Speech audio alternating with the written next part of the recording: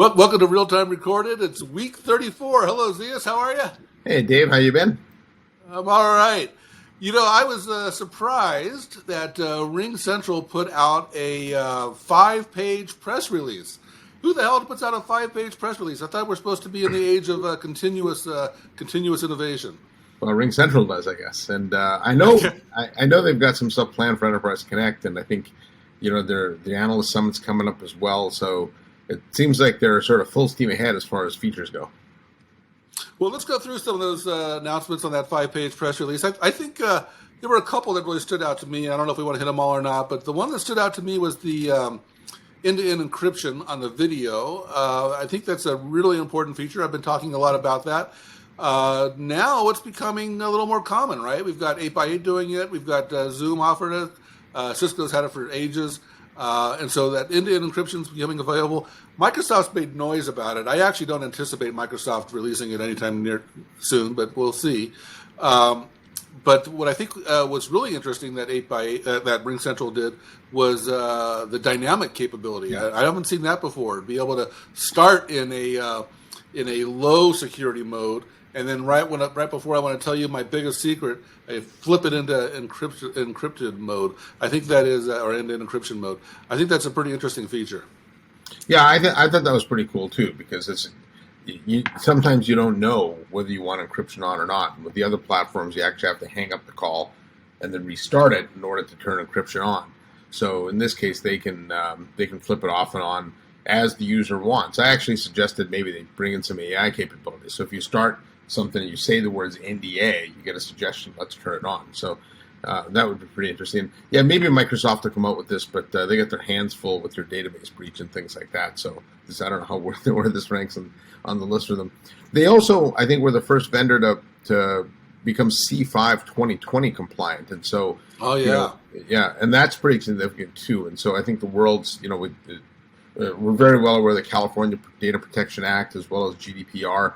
But C5 is pretty big across the EU as well, right? So most of the other vendors, I believe, are C5 2016 compliant, and they're the first one, I think, that's actually C5 2020 compliant. Oh, okay. I was just going to go to the next one, but something else they announced that I thought was really interesting was the ability to combine paid and non-paid users. This is hitting right at the frontline worker movement, and how do we get people involved in communication tools that maybe don't need a phone number, and so now they've combined that, and it's actually a pretty big deal in general, but a very big deal for RingCentral, because RingCentral has always been kind of like everybody in the enterprise has the exact same plan, and now they're allowing you to kind of combine that. So that's big news, and then combine it with free, which is also big news. I thought that was a pretty big part of the announcement, actually.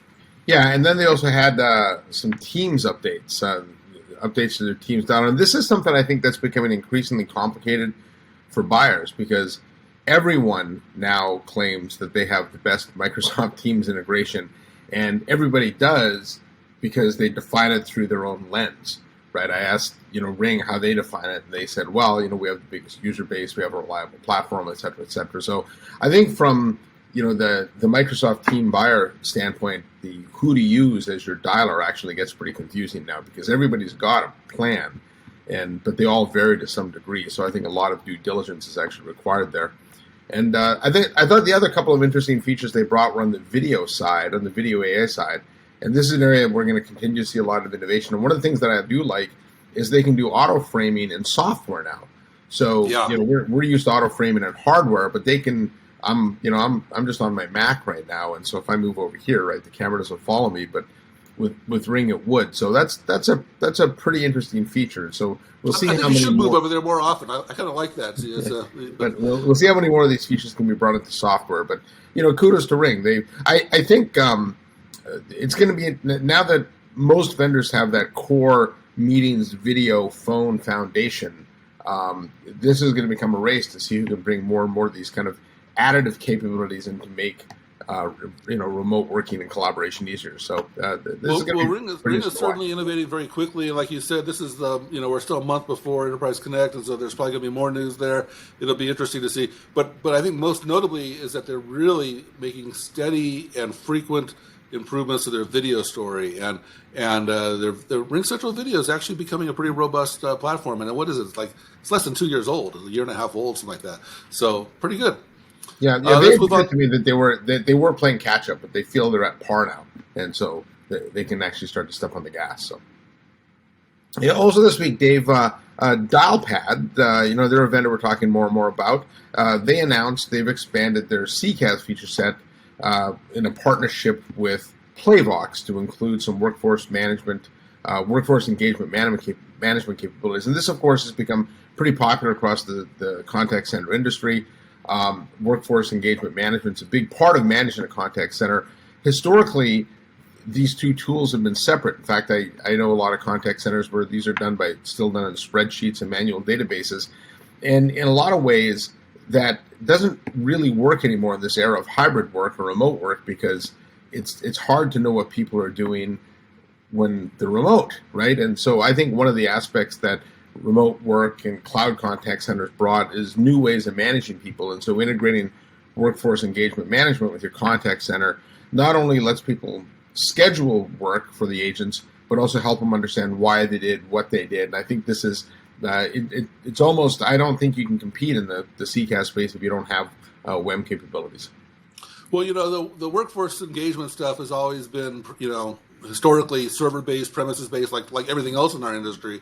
And that meant that you had to have something like 100 agents or something like that to justify the cost of bringing that equipment in. And that's, so just like UCaaS and CCaaS and everything else cloud delivered, the Workforce Engagement Suite is now available per user, per month, per seat, and it's much more accessible. And it's really important for companies like Dialpad that are going out to that CCaaS space. They need different ways in. And so, the way we've been talking about before is the UCaaS CCaaS bundle is one way in. And another one is actually, the CCaaS WEM bundle, and getting in, actually leading with workforce engagement management solutions. And I think that's a really important point. Now, I just put out a report, as you know, about the Magic Quadrant that just came out from Gartner, and they made a big deal about the what they call the 4 pillars, and one of those 4 pillars is indeed workforce engagement management. Gartner feels pretty clear or pretty strong that should be a native capability of the CCaaS story. And so we're seeing this in general. The best analogy I've been using is with telephony and voicemail. At one point, telephony was telephony and the PBX, and then voicemail was a separate product. And then eventually these adjacencies merged, and you just became natural to get your voicemail from your PBX vendor, your voice vendor. Well, I think we're going to see that same thing happen more and more with workforce engagement. So I understand why they did this. I think it's pretty exciting that they were able to do it kind of such a native offering with a Dialpad part number. And it really shows, because you mentioned it when you started, that we're hearing a lot more from Dialpad. Dialpad has been moving very quickly, very consistently, popping up on this video regularly, popping up in my monthly newsletter regularly. And it's nice to see them focusing on contact center. I think that's a big opportunity for them, and I think this is an exciting development. Yeah, Dialpad's really kind of flown under the radar, I think, with all the other publicly traded companies in this space, but they've built themselves a pretty nice portfolio that's all built on a common cloud native backend, and they're certainly going to be a challenger here. And I did see your CCaaS research note and on the MQ, and people that subscribe to the newsletter should certainly make sure they give it a read. It's a good read.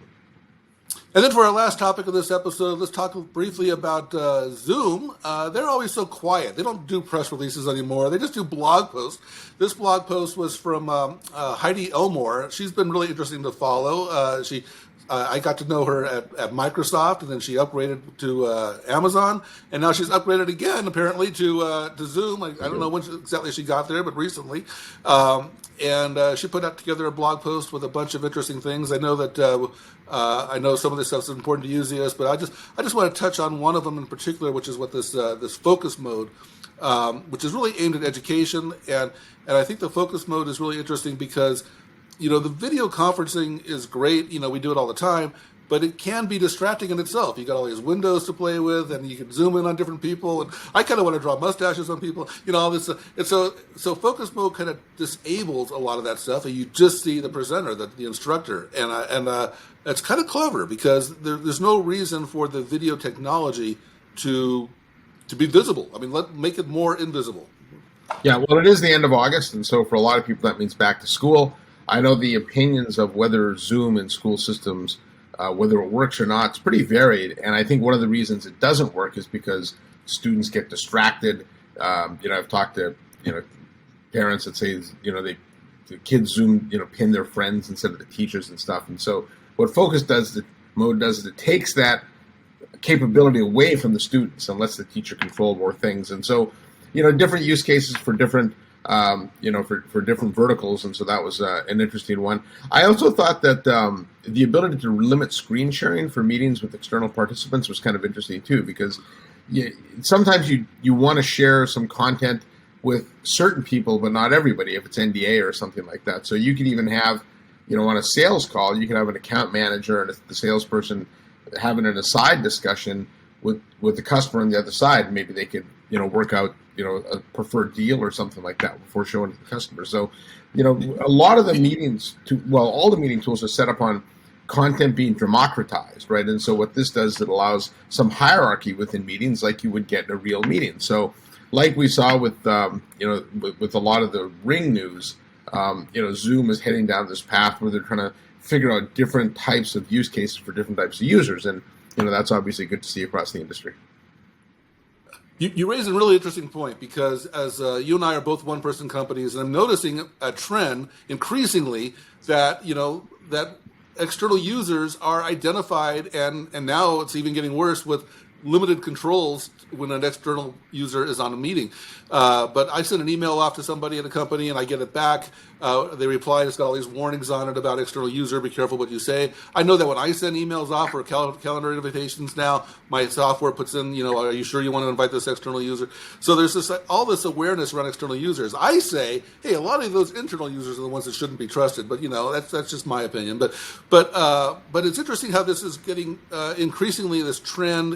It was just flags and notices, and now what Zoom is doing is actually disabling capabilities like screen share if there's an external user on the meeting. And I think that's an ominous trend, but I guess it's a powerful trend, and obviously companies want this stuff.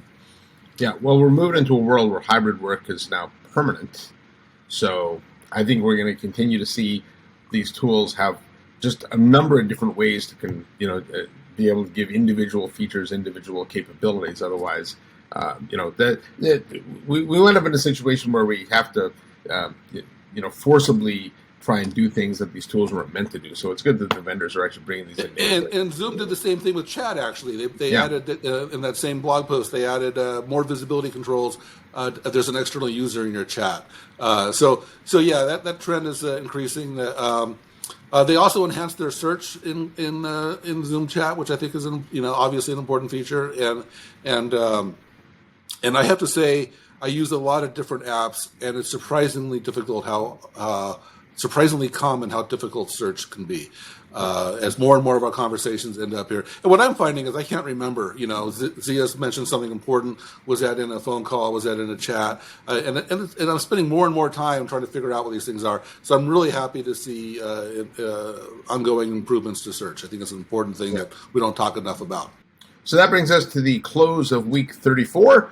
Dave, next week is Labor Day weekend, so we'll probably skip that and be back for week 36. All right. We'll see you then.